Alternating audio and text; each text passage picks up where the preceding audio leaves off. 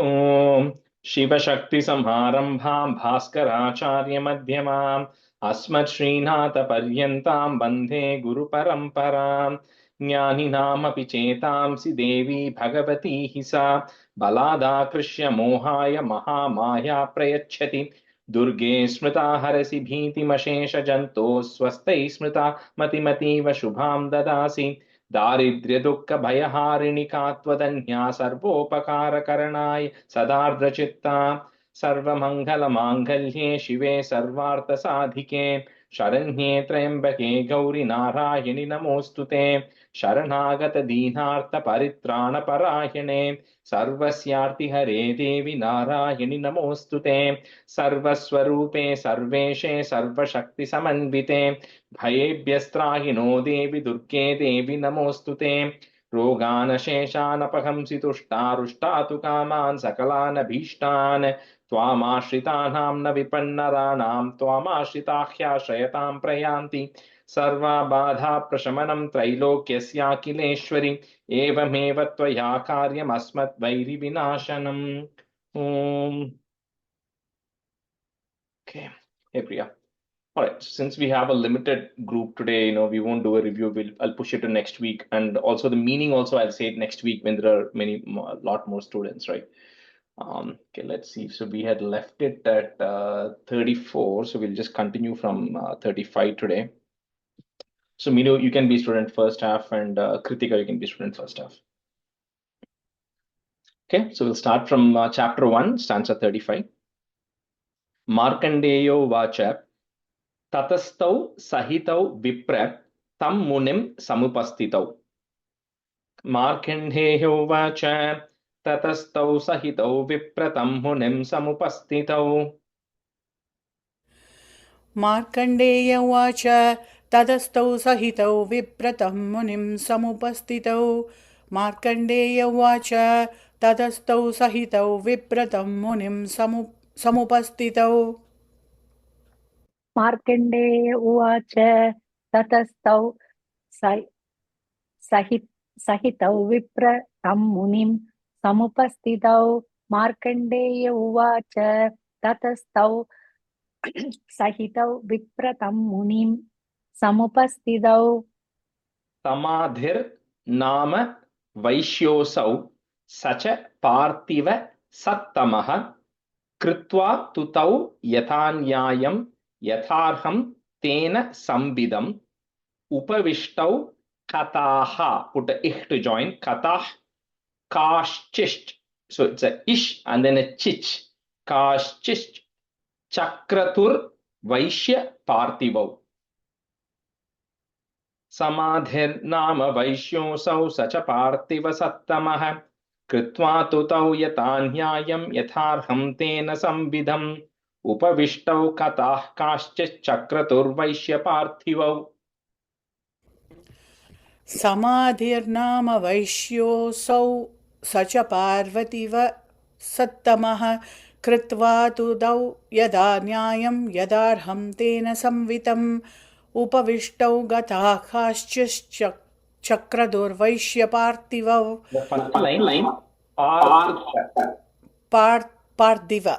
पार्थिव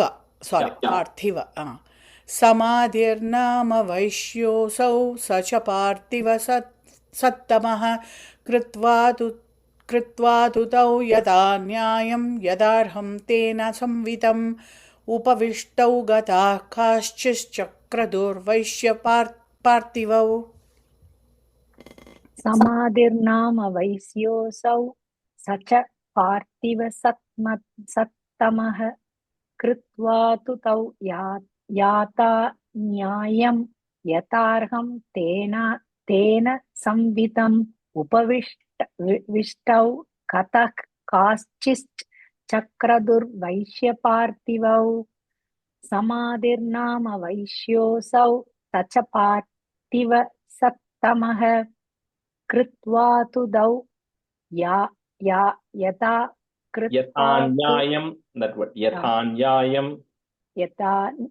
कृत्वा तु तौ यथा न्यायं यथार्हं तेन संवितम् उपविष्टौ कथाः काश्चित् चक्रदुर्वैश्यपार्थिवौ राजोवाच भगवन्स्त्वामहं प्रष्टुम् इच्छाम्येकम्. You can break that me if you want. प्रष्टुम् इच्छाम्येकम् वदस्व तत्. राजोवाच भगवन्स्त्वामहं प्रष्टुमिच्छाम्येकं वदस्व तत्.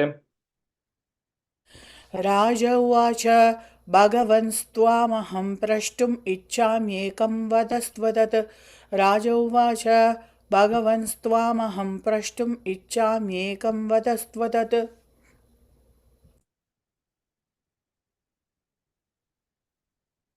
Kritika, you're on mute.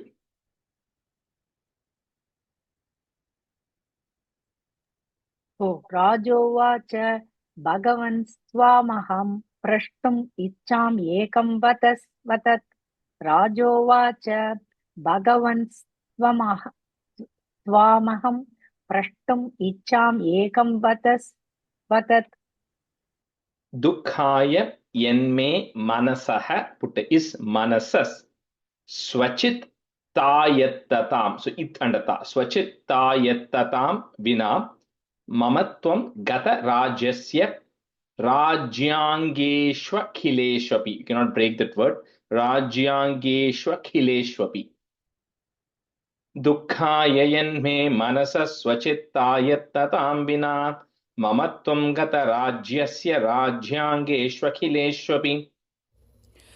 दुःखाय यन्मे मनसः स्वचित्तायत्तदां विना मम त्वं गतराजस्य राज्याङ्केष्वखिलेष्वपि दुःखाय यन्मे मनसः स्वचित्तायत्तदां विना मम त्वं गतराजस्य राज्याङ्गेष्वखिलेष्वपि दुःखाय यन्मे मनसः स्वचित्ता यत्ततां विना मम त्वं गत राज्यस्य राज्याङ्गेष्वखिलेष्वपि दुःखाय यन्मे मनसः स्वचित्ता यत्ततां विना मम त्वं गत राज्यस्य राज्याङ्गेष्वखिलेष्वपि जानतोऽपि यथाज्ञस्य किमेतन्मुनि सत्तम अयं च निकृतः पुट एफ निकृतः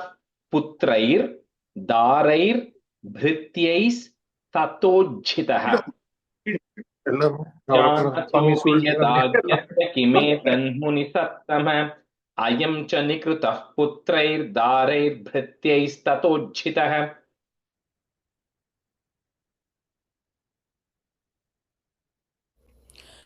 अनतोऽपि यदाज्ञस्य சொல்லணுமா यथाज्ञस्य ओके यदाज्ञस्य तन्मुनिसत्तम अयम् अयतः पुत्रैर्दारैर्प्रीत्यैस्तदोज्झितः प्रीत्यैस्तदोज्झितः Minu, yours is freezing for me. Yours is freezing for me. You turn the video off and try. Oh, you can't hear me? It's like pausing. It's getting stuck. Oh, is it okay now? Yeah, it's better now. Yeah. Okay. जानतोऽपि यदाज्ञस्य किमेतन्मुनि प्रत्यैस्तदोच्चितः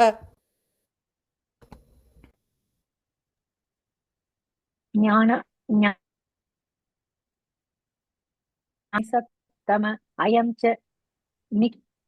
निकृतः पुत्रैर्दारैर्भृत्यैस्ततोज्झितः ज्ञानतोऽपि यदाज्ञस्य ज्ञानदोऽपि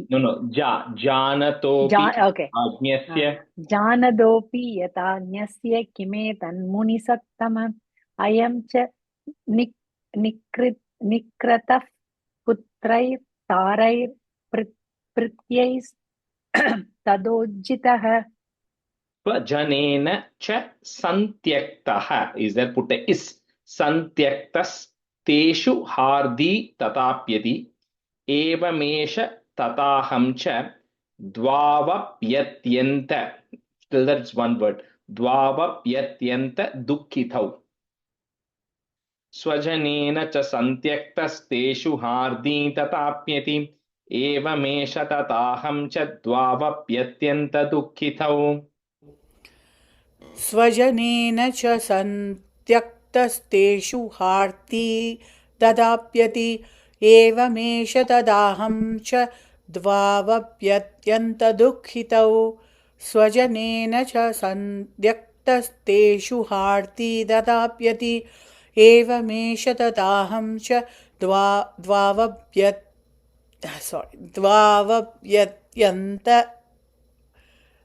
द्वावप्यत्यन्तदुःखितौ sorry स्वजनेन च सन्त्यक्तस्तेषु हार्ति तदाप्यति एवमेष तदाहं च द्वावप्यत्यन्त दुःखितौ स्वजनेन च सन्त्यक्तस्तेषु हार्ति तदाप्यति एवमेष तदाहं च द्वावप्यत्यन्त दुःखितौ. And the first line it's teshu sha sound teshu Okay. drishta doshepi vishaye mamatva krishta manasau tat kimetan mahabhaga yanmoho jnaninorapi mamasya cha bhavatyesha vivekandhasya moodhata दृष्टदोषेऽपि विषये ममत्वाकृष्टमानसौ तत्किमेतन्महाभागयन्मोहो ज्ञानिनोरपि ममास्य च भवत्येषा विवेकान्धस्य मूढता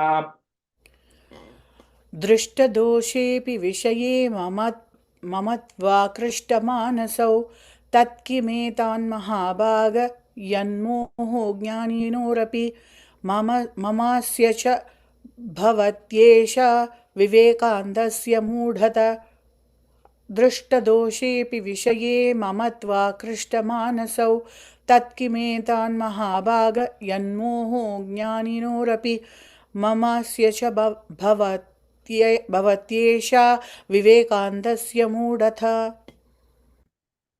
दृष्टदोषिभि विषये ममत्वाकृष्टमानसौ तत्किमेतन्महाभाग यन्मोहो ज्ञानिनोरपि ममास्य च भवत्येषा विवेकान्तस्य मूढता दृष्टदोषिभि विषये ममत्वाकृष्टमानसौ तत्किमेतन्महाभाग यन्मोहो ज्ञानिनोरपि ममास्य च भवत्येषा विवेकान्तस्य मूढता. ऋषिरुवाच ज्ञानमस्ति समस्तस्य जन्तोर्विषयगोचरे ऋषिरुवाच ज्ञानमस्ति समस्तस्य जन्तोर्विषयगोचरे ऋषिरुवाच ज्ञानमस्ति समस्तस्य जन्तोर्विषयगोचरे ऋषिरुवाच ज्ञानमस्ति समस्तस्य जन्तोर्विषयगोचरे ऋषिरुवाच ज्ञानमस्ति समस्तस्य जन्तोर्विषयगोचरे ऋषिरुवाच ज्ञानमस्ति समस्तस्य जन्तोर्विषयगोचरे विषयश्च महाभाग याति चैवं पृथक् पृथक् दिवान्दाः पुट एफ दिवान्दाः प्राणिनः पुट इह प्राणिनः केचित् रात्रावन्धास्तथा परे विषयश्च महाभाग याति चैवं पृथक् पृथक् दिवान्दाः प्राणिनः केचित् रात्रावन्धास्तथा परे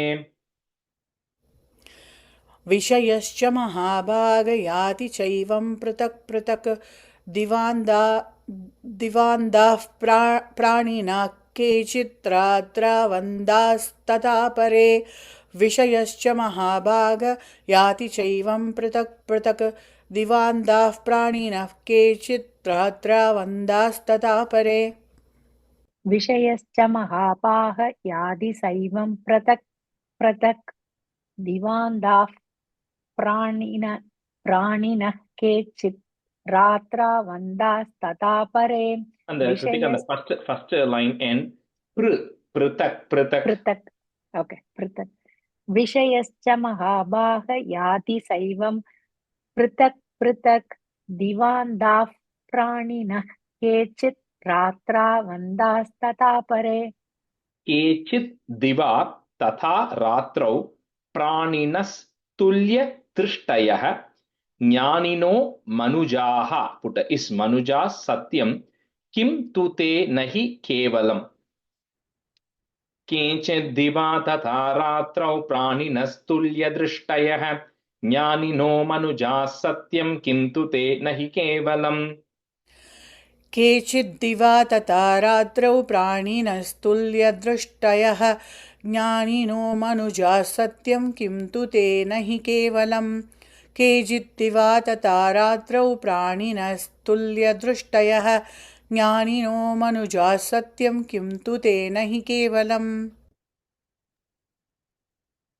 केचित् वा तथा रात्रौ प्राणिनस्तुल्यदृष्टयः ज्ञानिनो मनुजाः सत्यं किं तु ते नहि केवलम् केचित् दिवा तथा रात्रौ प्राणिनस्तुल्यदृष्टयः ज्ञानिनो मनुजाः सत्यं किं तु ते नहि केवलम् यतो हि ज्ञानिनः पुट इस् ज्ञानिनः सर्वे पशु पक्षि मृगादयः ज्ञानं च तन्मनुष्याणां यत्तेषां मृगपक्षिणाम् यतो हि ज्ञानिनः सर्वे पशु पक्षि मृगादयः ज्ञानं च तन्मनुष्याणां यत्तेषां मृगपक्षिणाम्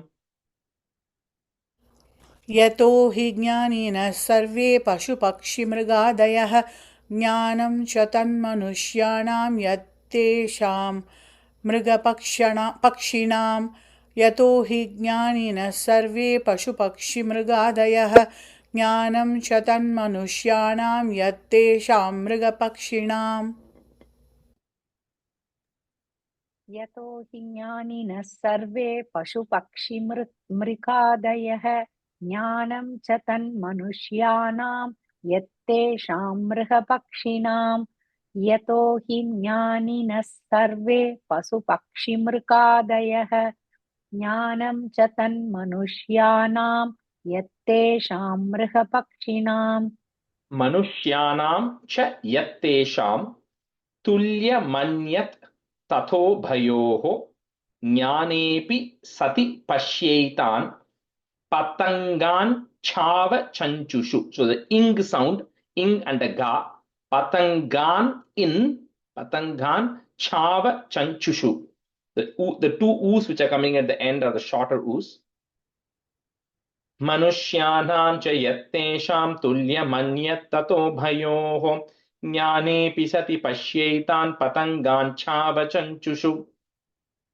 मनुष्याणां च यत्तेषां तुल्यमन्यत् तदोभयोः ज्ञानेऽपि सति पश्यैतान् पतङ्गान् चावचञ्चुषु मनुष्याणां च यत्तेषां तुल्यमन्यत् तदोभयोः ज्ञानेऽपि सति पश्यैतान् पतङ्गान् चावचञ्चुषु मनुष्याणां च यत्तेषां तुल्यमन्यत् तदोभयोः ज्ञानेऽपि सति पश्यैतान् पतङ्गान् चावचञ्चुषु मनुष्याणां च यत्तेषां तुल्यमन्यत् तदोभयोः ज्ञानेऽपि सति पश्यैतान् पतङ्गान् चावचञ्चुषु कनमोक्षाद् धृतान् मोहात् पीड्यमानानपि क्षुधा मानुषा मनुज व्याघ्र Sabhilashaha, put a is, Sabhilashas Sutan Prati, short e. Kanamokshadhritan mohat pidyamananapi kshudha manusha manujavyagra sabhilasha sutan prati. कणमोक्षाधृतान्मोहात् पीड्यमानानपि क्षुधा मानुषा मनुजव्याघ्राः साभिलाषाः सुतान् प्रति कणमोक्षाधृतान्मोहात् पीड्यमानानपि क्षुधा मानुषा मनुजव्याघ्रः साभिलाषाः सुतान् प्रति गणमोक्षा धृतान्मोहात् पीड्यमानानभिक्षुधा मानुषा मनुजव्याक्र शाभिलाषास् सुतान् प्रति. And the second line, sabhilashas. Okay. Ganamoksha Tritan. Ganamoksha. Moksha. Kritika, sorry, you're saying ga. It's ka. Kana. Ganamoksha Tritan Mohat Pītyamanānabhikshuta Manusha Manuja Vyakra Sabhilashas Sutan Prati. And the second line, I think you just switched the A's there. It's Manusha Manujavyagra. Manusha Manuja Vyakra Sabhilashas Sutan Prati. Lobhat pratyupakaraya, one word, Lobhat pratyupakaraya nanvetan kim na pashyasi tatapi mamata varte moha garte nipatitaha. Lobhat pratyupakaraya nanvetan kim na pashyasi tatapi mamata varte moha garte nipatitaha.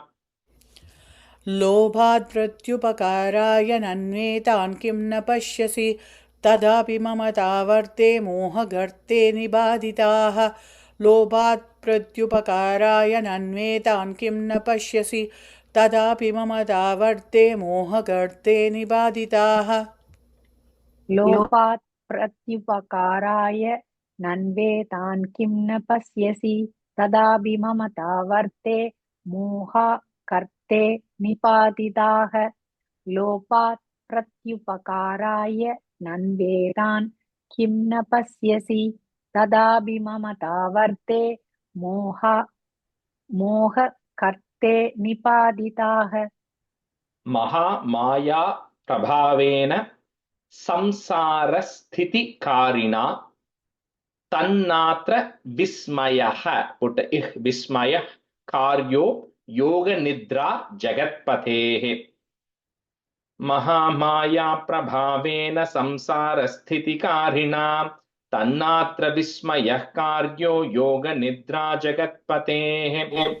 You know, just say one time.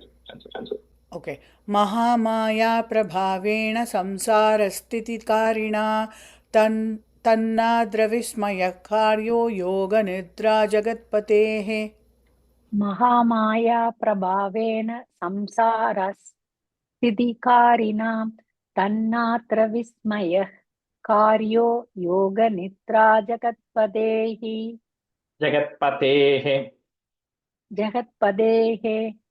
Mahamaya hareschaisha taya sammohyate jagat jnaninaamapi chetamsi, short e, Devi Bhagavati hisa.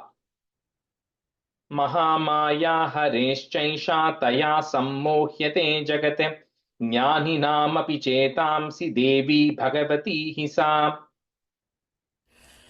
Mahamaya हरेश्चैषा दया सम्मोह्यते जगत् ज्ञानिनामपि चेतांसि देवी भगवती हि सा महामाया हरेश्चैषा दया सम्मोह्यते जगत् ज्ञानिनामपि चेतांसि देवी भगवती हि सा Balada Krishya Mohaya Mahamaya Prayachati, short e, Taya visrujyate vishwam jagadetach characharam. Baladhakrishya mohaya mahamaya prayachati. Taya visrujyate vishwam jagadetach characharam. बलादाकृष्य मोहाय Mahamaya प्रयच्छति तया विसृज्यते विश्वं विसृज्यते तया विसृज्यते विश्वं जगते तच्चराचरम् बलताकृष्य मोहाय महामाया प्रयच्छति दया विसृज्यते विश्वं जगते तच्चराचरम्. Kritika, first line, first word, Baladhakrishya. बलादाकृष्य मोहाय Mahamaya प्रयच्छति तया विसृज्यते विश्वं जगते तच्चराचरम्. We'll stop here and then let me explain the meaning. Since we got a lot more people, we have the entire Swami and Ram along with family together joining today. Okay. So where we had kind of left last time, right? So we saw about how King Surata, we were first seeing him, how he had lost everything. And then he was coming and then he meets the Sumedas. At the same time, the Vaishya also comes there. Each of them had that backstory. And then the King Surata is asking, that he's saying, why is my mind not under my control? Because he's saying my mind is creating a lot of sorrow for me. And I really need to understand why that is. Because even though I've lost all my kingdom, my mind keeps going back to things I have already lost, right? That is the question that Surata asks. And he says that, I also have with me this Samadhi, who is the Vaishya, even though it was his children and family who took away all his wealth and he's lost everything, he keeps going back because he keeps missing his children and wife, the same people who actually, were disloyal to him, who kicked him out of his house. And he says, we both are wise. He says that, right? We are not foolish people. So unlike those foolish people who may not know how things work, he says, we are very wise. But we are still not understanding how we are not able to get our mind under control and why is our mind kind of going all over the place. That's the question that they both, King Surata along with Vaishya, asks Sumedas. So the Sumedas, the sage replies, he says that you are true, all men, women, they all are wise. He says, so are all the animals and so are all the birds that you see. He says, you are able to see during the day. There are a lot of animals who can see during the day. There are a lot of animals who can see during the night. You are not able to see during the night. There are some animals who can see during day and night. So you see, if you just keep vision as one of the criteria, there are some animals who are more wiser than you. He says, all these animals survive. So they know when they are hungry. They know when they are hungry. They know how to go find food and they can eat. They know how to find shelter and they know how to live. They know how to produce, younger kids. They know how to take care. He says everybody, even the animals do that. He says, what is the difference between you and the animals, right? He says, even the animals, from that definition, even the animals are wise. He says, but you have additional knowledge of discrimination, of being able to have a choice to do something or not to do something. But that choice that you have gets covered, right? And he's going to talk about Mahamaya a little later, but he says that gets clouded because of all the illusion that is happening, because of which you are not able to differentiate. So when you're not able to discriminate that way, he says you're no different than any of the birds or the animals who are there, who are equally as wise, right? And then he says, you have all these things you're saving for your children. He says, similar example, a bird can go and bring food for its offspring. And the bird carries the food in its mouth and it comes and give it to the offspring. The bird also takes care of its children, just like how you're taking care of the children. He says the difference is when the bird's children fly away one fine day, the bird doesn't cry saying, I fed you, now you're leaving me and going. Right? When you look at the turtles, he gives a lot of examples of all animals. The animals, when the children become big, they leave the parents and they go on with their life. The parent animals don't go and complain, I took care of you, I protected you, I gave you food, but you are not taking care of me in return now. He says, they don't say that. But you both are saying that. You both seem to be so attached to your past and keep so attached to, I did this, so I'm still expecting something in return. He says, you are all so attached to it. He says, that's why when you are like that, he says, you are no different than, or an animal or a bird, is better than that. And he says, reason for that is because this is Mahamaya. That's when he starts describing who this Mahamaya is. He says this is Mahamaya who actually puts you into this, what do you call this whirlwind of attachment and everything that this Mahamaya is pulling you into it, right? And then he says this Mahamaya is the person who is like the calls as the energy of Vishnu, right? And it's very difficult to kind of separate out Mahavishnu and Mahamaya, but I'll give you some examples, right? Just to kind of very crude examples to kind of separate out who it is, because you cannot really separate out, right? Mahavishnu from Mahamaya. But the simplest way to think of it as is, if you think of Mahavishnu as the full consciousness, the Purusha, the supreme being who is the essence of the universe, for things to happen, he needs energy, the divine energy or the creative power. So this Mahamaya is the Shakti which is causing things to happen, right? So think of it as that way. And I'll give you a couple of very simple examples to kind of relate to it, right? So if you think of a painter, right? A painter who's there. So the painter has all the skills and the knowledge which is actually required. The artist has all the information in his mind, right? In his blank canvas, yes, everything. But so that is him. But what he uses, the tools he uses to put the painting on the canvas is different. Is still extension of him, but it is not his mind, right? It is different from him itself. So he says that is how you can separate out this Mahamaya and Mahavishnu. You cannot quite separate it, but very simply saying in that example, the idea and the creativity and the core the knowledge resides with the painter, but he still needs the tools. He still needs to go and actually do the act of painting and bring the color and bring things to mind. He says that is Mahamaya, right? That's the only way you can kind of say how these two can kind of coexist, right? And another example that is given is if you kind of think of the sun which gives the light and the life and warmth and everything. So the sun, which is the source of the energy, he says that is Mahavishnu. Think of it that way as an example, as a comparison. Now, the sun is sitting there, but the rays of the sun, which are falling on the earth, is the one which is actually providing life, providing warmth, and is the same thing which also causes shadows on earth. He says that is Mahamaya. So the Mahamaya is, think of it as the rays of the sun, which is actually creating and sustaining the universe. At the same time, it is cause a shadow, which in this case referring to illusion, right, which we'll talk about. So that is what is kind of causing. So he says these two really coexist. You cannot quite separate it, but he says this is the energy of Vishnu, is the Mahamaya, who is absolutely responsible, who does the act of creation and everything. At the same time, she's also the one who actually puts into all this illusion. So at that time, this Raja king asks, who is this? Bhagavan Kahi Sadevi Mahamayeti Yambavan. Who is this Mahamaya? How is she born? How does she look? Tell me all about it. So the says just like Mahavishnu is there, this Mahamaya does not have a beginning. She does not have an end. She's permanently in existence. And just like how Vishnu incarnates for certain specific reasons, Mahamaya also incarnates for certain specific reasons as the various goddesses that you know about, right? So he says there's no difference between these two. They're essentially one, and they each have their particular role and function. So that's kind of where we come until 60. Right, and then let's continue then until the rest of the meaning a little later. Okay, so okay, Ram, you can be student, and then Tulsi, you can be student. So Saisha 57, I think, yeah, 57.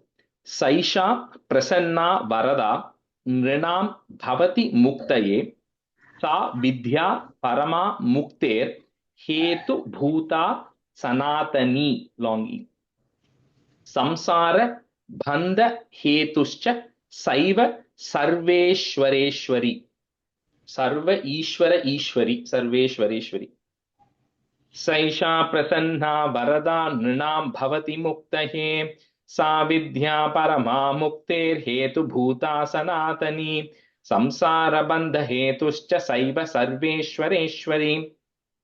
Saisha prasanna varada nrinam bhavati muktaye sa vidya parama mukter hetu bhuta sanatani samsara bandha hetuscha saiva sarveshwareshwari.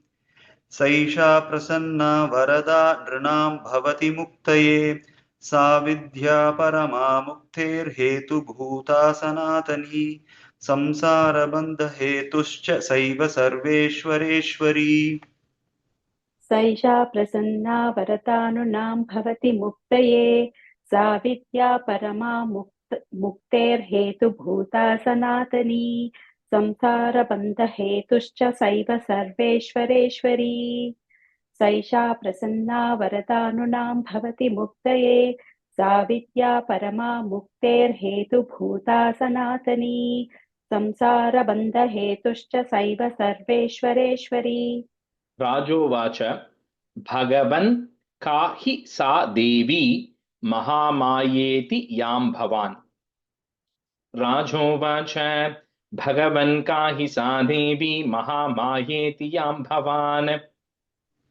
राजोवाच भगवान् का हि सा देवी महामायेति यां भवान् राजोवाच भगवन् का हि सा देवी महामायेति यां भवान् राजोवाच भगवन् का हि सा देवी महामायेति यां भवान् राजोवाच भगवन् का हि सा देवी महामायेति यां भवान् ब्रवीति कथम् उत्पन्ना सा कर्मास्याश्च किं द्विज यत् प्रभावा च सा देवी यत् स्वरूपा यदुद्भवा तत्सर्वं श्रोतुम् इच्छामि शॉर्टि त्वत्तो ब्रह्मविदाम्बर। ब्रवीति कथमुत्पन्ना सा कर्मास्याश्च किं द्विज यत्प्रभावा च सा देवी यत्स्वरूपा यदुद्भवा तत्सर्वं श्रोतुमिच्छामि त्वत्तो ब्रह्मविदाम्बर।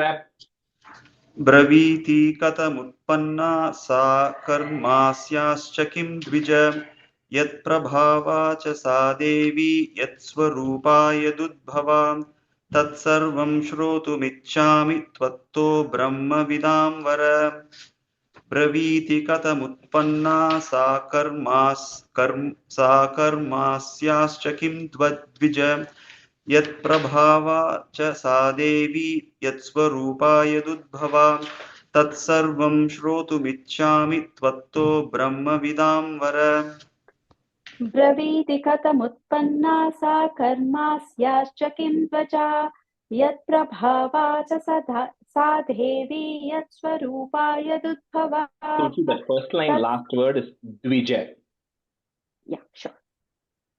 ब्रवीति कथमुत्पन्ना सा कर्मास्याश्च किं द्विजा यत्प्रभावा च सा देवी यत्स्वरूपा यदुद्भवा तत्सर्वं श्रोतुमिच्छामि त्वत्तो ब्रह्मविदाम्बर ऋषिरुवाच नित्यैव सा जगन्मूर्तिस्तया सर्वमिदं ततं तथापि तत् समुत्पत्तिर्बहुधा श्रूयतां मम।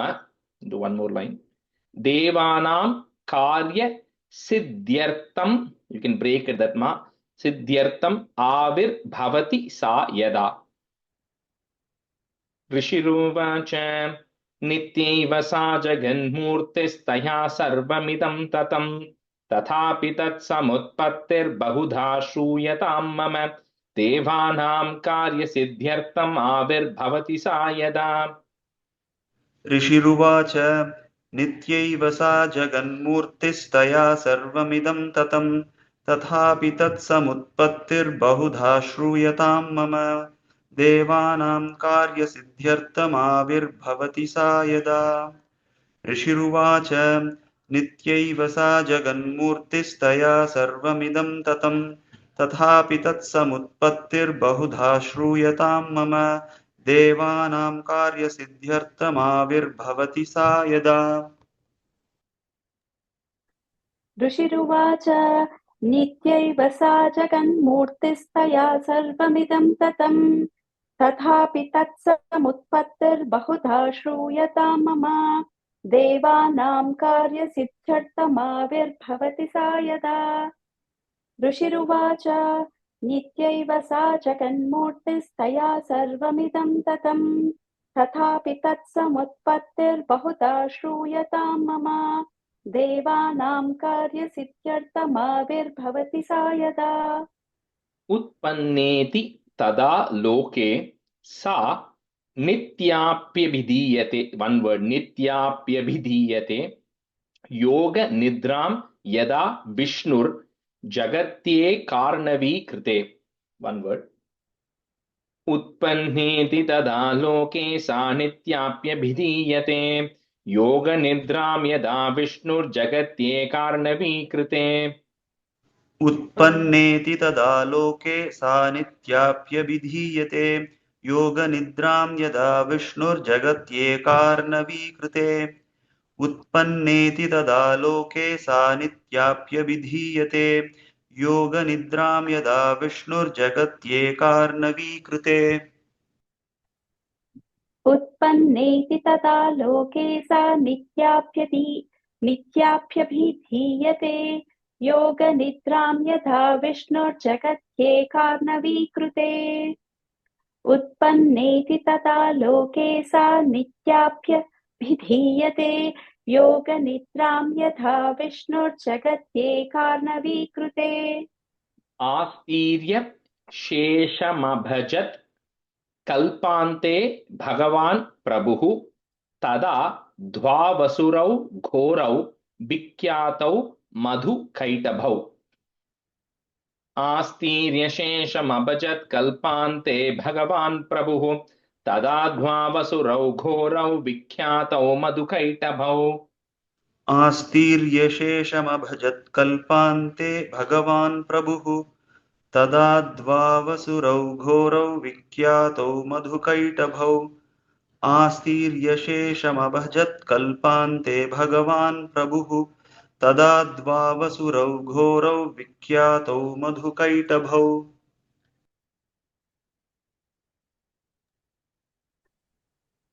आस्तीर्यशेषमपचत् कल्पान्ते भगवान् प्रभुः तदा द्वावसुरौ घोरौ विख्यातौ मधुकैटभौ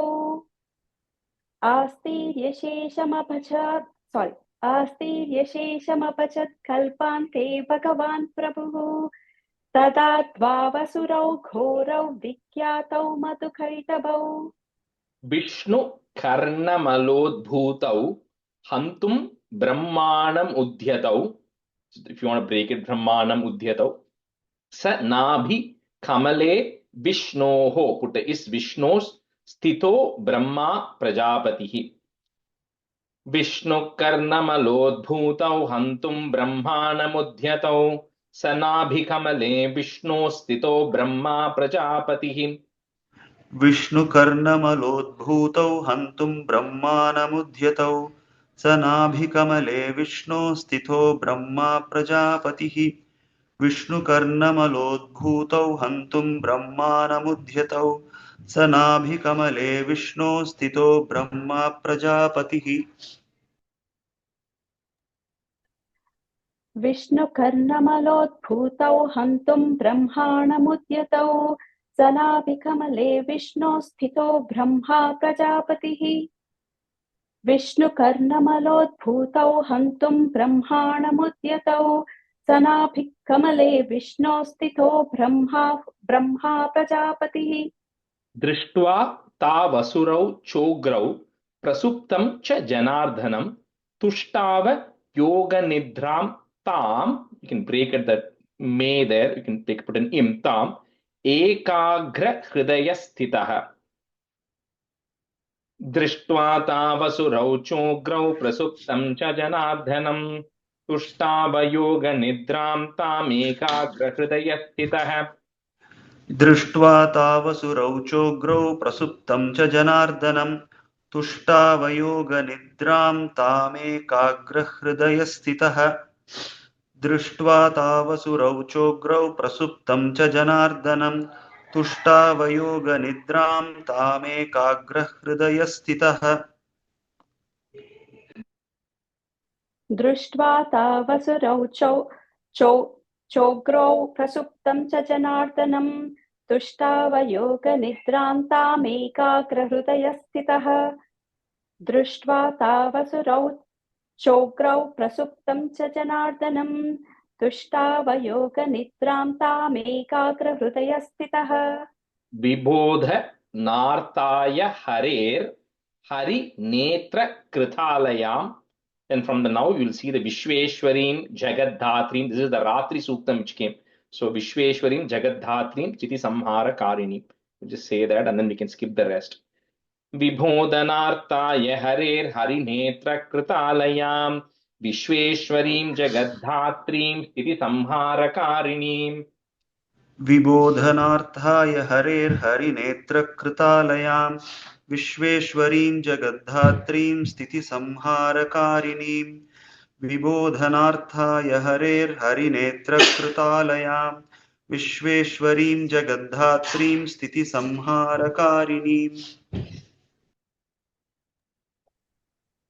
विबोधनार्थाय हरेर्हरिर्नेत्रकृतालयां विश्वेश्वरीं जगद्धात्रीं स्थितिसंहारकारिणीं विबोधनार्थाय हरेर्हरिर्नेत्रकृतालयां विश्वेश्वरीं जगद्धात्रीं स्थितिसंहारकारिणीम्.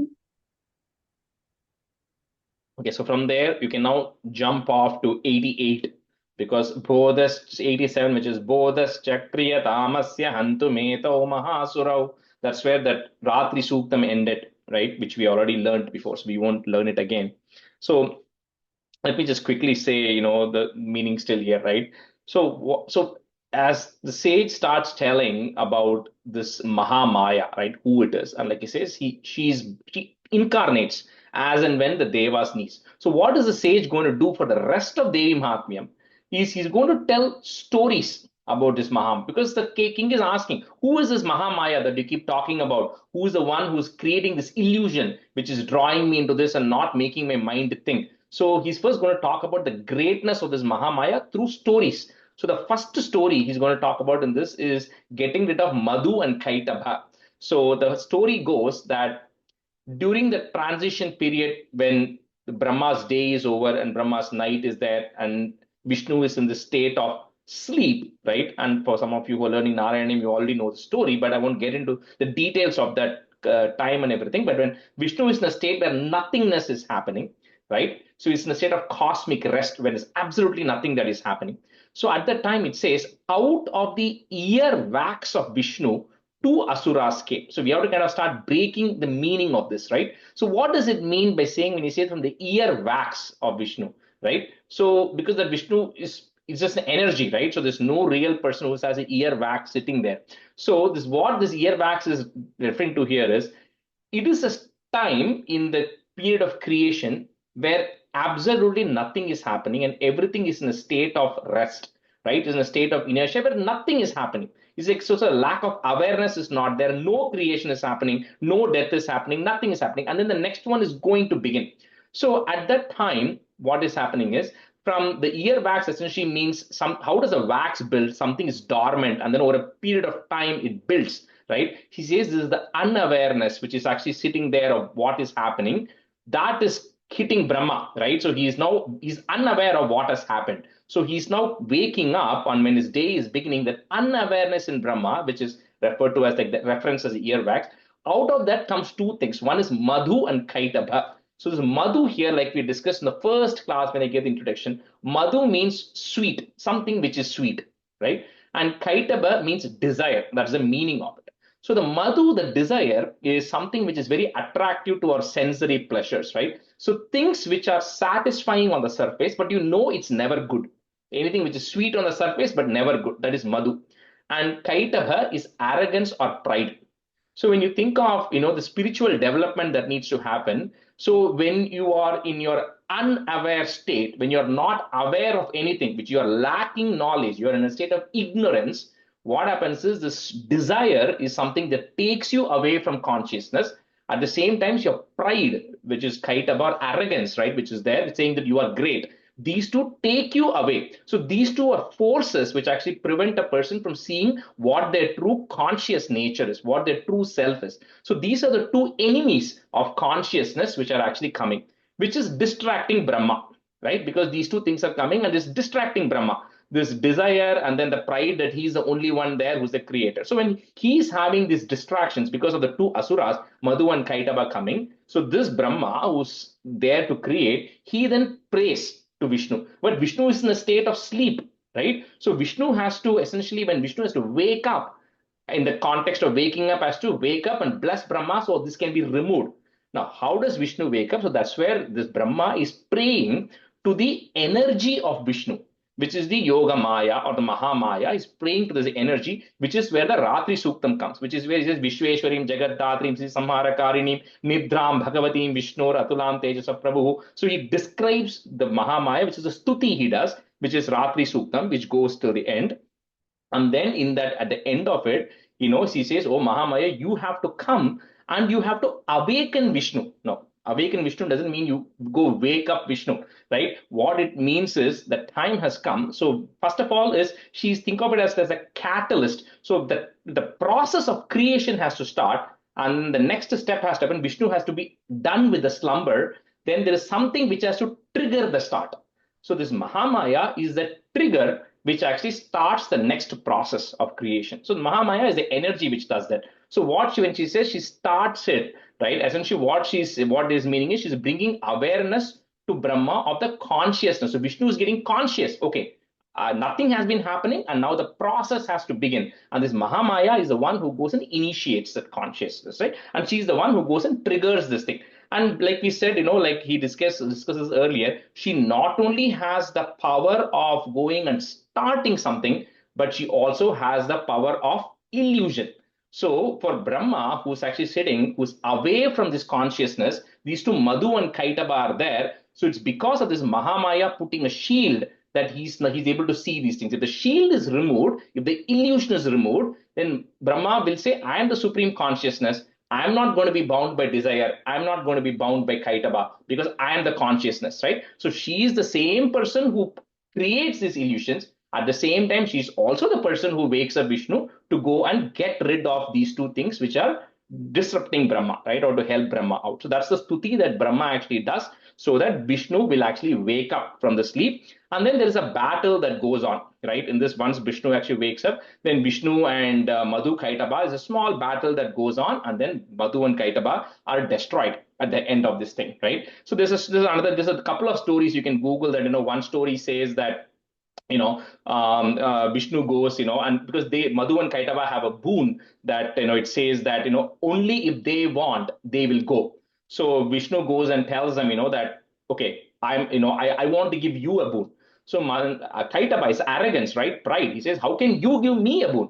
I am the one who can give you a boon. So when he gives a boon, Vishnu says, I want you to be killed, or I want you to be destroyed, right? And so with that, Madhu and Kaitaba are destroyed, and Brahma is able to take care of the rest of the creation. So it's removing the pride and the arrogance out of Brahma is the story of the Madhu and Kaitaba in a metaphorical way. But in the story, it goes like Devi comes and wakes up Vishnu, and then Vishnu gets rid of Madhu and Kaitaba. So because she's the energy behind getting rid of Madhu and Kaitaba, she's called as the one who destroyed Madhu and Kaitaba, because she's the energy at the end of the day. Right? Hope that gives some idea about it. It's a lot more details, which even I don't know. I'm sure there's a lot more deep meaning behind all of these things, right? Anyway, we have about 5 more minutes. Okay. Rajesh எதுக்காக rich ருவாச்ச பிரம்மோவாச்ச அப்படின்னு சொல்லிட்டு அதுக்கப்புறமா அதுக்கே ஒரு 10 stanzas சொல்றோம்? Oh, because see, Brahmovacha, because Brahma is doing a stuti there, right? So this is telling Brahma is the one who is doing that stuti, saying Brahma is saying, right? And then that is coming to an end. So next to the person who's talking is the Rishi, which is Rishi Sumedas. So that's why he's saying Rishi is saying the story. Gotcha. Okay. Continuation of the story, right? Because the 87 is when Brahma's stuti comes to an end. So the next one, Evam Suta Tada Devi, is said by the Rishi. So that's where the Rishiru Vacha is coming in between. All right. So Rishiru Vacha, Evam Stuta Tada Devi Tamasi Tatra Vedasa Vishnoho, put F, Vishno Prabodha Nartaya Nihantum Madhukaitabhau Netrasya Nasika Bahu Hridayebhyas Tatorasah. So now I'm just do one time. We'll see if we can finish most of it today. ऋषिरुवाच एवं स्तुता तदा देवी तामसी तत्र वेधसा विष्णोः प्रबोधनार्ताय निहन्तुं मधुकैटभौ नेत्रास्य नासिका बाहुहृदयेभ्यस्ततो रसः ऋषिरुवाच एवं स्तुता तदा देवी तामसी तत्र वेधसा विष्णोः प्रबोधनार्थाय निहन्तुं मधुकैटभौ नेत्रास्य नासिका बाहुहृदयेभ्यस्तथो रसः ऋषिरुवाच एवं स्तुता तदा देवी तामसी तत्र वेधसा विष्णोः प्रबोधनार्थाय निहन्तुं मधुकैटभौ नेत्रास्य नासिका बाहुहृदयेभ्यस्तथो रसः निर्गम्य दर्शने तस्थौ ब्रह्मणो व्यक्त जन्मनः उत्तस्थौ च जगन्नाथः पुट इस् जगन्नाथस्तया मुक्तो जनार्दनः निर्गम्य दर्शने तस्थौ ब्रह्मणो व्यक्तजन्मनः उत्तस्थौ च जगन्नाथस्तया मुक्तो जनार्दनः निर्गम्य दर्शने तस्थौ ब्रह्मणो व्यक्तजन्मनः उत्तस्थौ च जगन्नाथस्तया मुक्तो जनार्दनः निर्गम्य दर्शने तस्थौ ब्रह्मणो व्यक्तजन्मनः उत्तस्थौ जगन्नाथस्थया मुक्तो जनार्दनः Ekarnave Hishayanath, because that S symbol is coming, you have to say the whole word together. Ekarnave Hishayanath, Tataha, put is tatas, sa dadrishe chatau, Madhu Kaitabhau, Duratmana Vati Virya Parakramau. Ekarnave Hishayanath, tatas sadadrishe chatau, मधुकैटभौ दुरात्मानः वति वीर्य पराक्रमौ एकार्नवे हि शयनातत्तस एकार्नवे हि शयनात् ततः स एकार्नवे हि शयना ततः स ददृशे च तौ मधुकैटभौ दुरात्मा नावति वीर्यपराक्रमौ एकार्नवे हि शयनाततः स ददृशे च तौ मधुकैटभौ दुरात्मानावति वीर्यः पराक्रमौ Just do one more and stop. क्रोध रक्ते क्षणावत्तुं ब्रह्माणं जनितोद्यमौ समुत्थाय ततस्ताभ्यां युयुधे भगवान् हरिः क्रोधरक्ते क्षणावत्तुं ब्रह्माणं जनितोद्यमौ समुत्थाय ततस्ताभ्यां युयुधे भगवान् हरिः क्रोधरक्ते क्षणावक्तुं ब्रह्माणं जनितोद्यमौ समुत्थाय ततस्ताभ्यां युयुधे भगवान् हरिः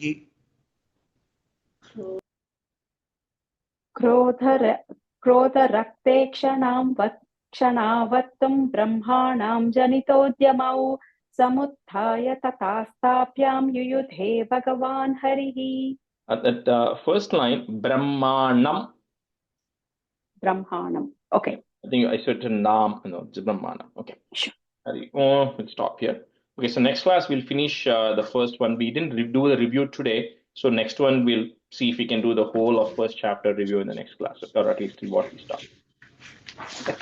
All right. Thank you, everyone. Have a Happy Happy Diwali. Thank you.